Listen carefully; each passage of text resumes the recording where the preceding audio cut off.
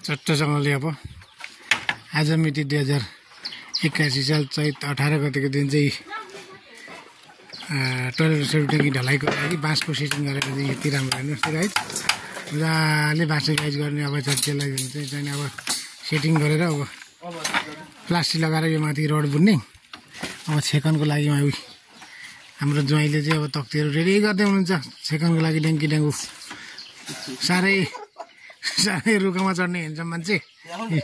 रुखमा चढ्न आँट्नु भएको छ ल है गाइजो फेरि अर्को अहिले भिडियो फेरि म एकैना जोड्छु अहिले ल अब ढलाइ सुरु भइसकेको अवस्था छ हाम्रो ज्वाइँ मचेर ल्याउँदै हुनुहुन्छ ऊ मदनले अब मसला ड्याङ्की ड्याङ अब मिलाउने चक्करमा छन् अब यहाँ ढलाइको मसला ड्याङ्की ड्याङ बन्दैछ कि हाम्रो कमल दाइ पनि अब डह्रो खटिराख्नु भएको छ के कुरा गर्नु उहाँको त झन् साह्रो यी